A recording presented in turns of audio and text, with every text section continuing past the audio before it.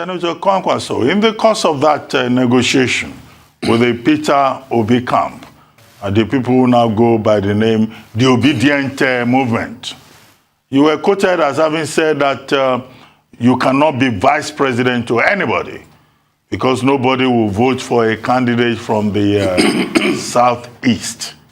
Okay? So we guess that was why that conversation didn't go through. And that was confirmed by Alhaji Buba Galadima on another program on this station, who said, no, Senator Kwankwaso cannot be anybody's vice president. But can you let us into how your mind is working as to who eventually will be your running mate? Would that person come from the southeast or the south-south or the southwest? Because you have to take a decision on that, and you know whether or not Ladipo Johnson is a placeholder or not. So where is your running mate likely to come from, since you seem to have concluded that the people of the Southeast have no electoral value? Ruben, I'm happy that you have the record of what I said that day. I didn't say that I would not be the vice president of anybody, but I gave an analysis of the situation, that the best arrangement was for NNPP to have the ticket and the other party to be the vice president. Now, the way you are putting it is not the best way to put it, and actually we didn't put it that way. But in any case, I have answered this very question, that we are flexible.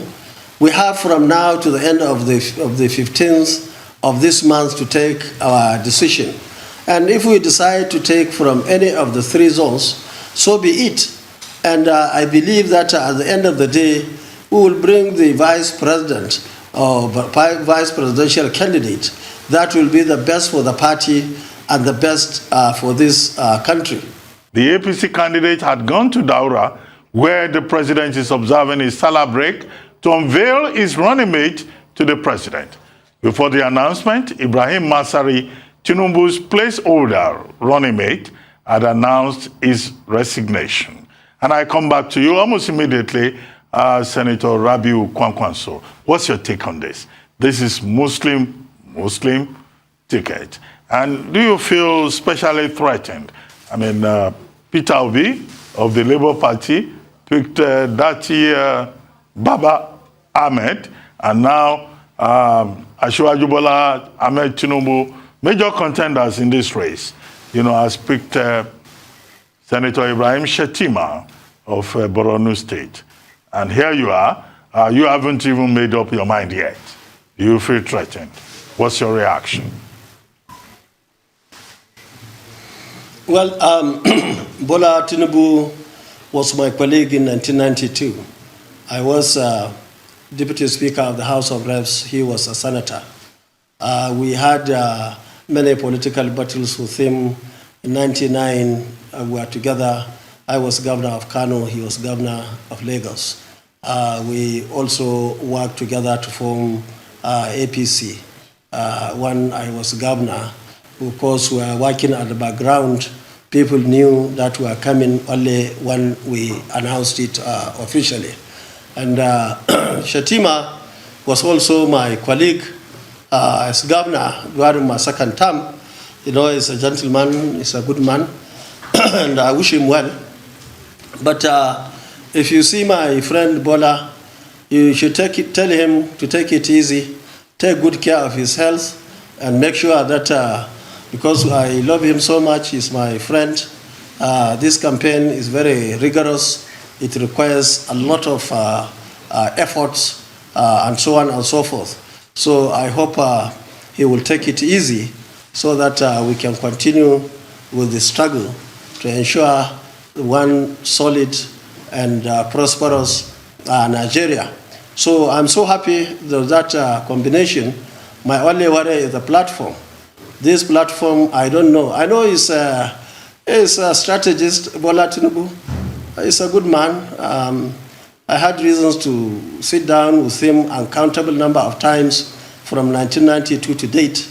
The only thing is I don't know. I wish I would see him to ask him what he will tell Nigerians that he will do differently from what Muhammadu Buhari is doing today. That's my serious concern for him. Ordinarily, if I cannot get it, I can recommend him. But it's going to be like building something on zero. And when I see him, I wish him well. And when you see him also before me, tell him I wish him well. But let's take it easy. But Senator, are you a medical doctor? You made reference to Asiwaju Bola Ahmed Tinubu's health. You said he should take care of his health. Is there something you know that we do not know? Yes, I will tell you a story now that you have time. You see, in 1999, I went for a medical exam in the villa. And when I went to collect my result, the doctor looked at me, and I think he's still there in the villa. He looked at me and he puts his two hands like this on his head. And I was scared. I was shocked that a medical doctor who is used to dissecting dead bodies and so on was putting his two hands on head, meaning he has seen big trouble. So when he saw me, he spent some seconds with that, and I was asking him, "Doctor, what happened?" He just smiled and said, "Your Excellency, I have seen a very healthy man. I could not detect one problem. But this young man now, at that time I was 42, I said this young man is going to the government house. And he was sure, according to him, that I will come out a sick man. And that was why he was so worried about me.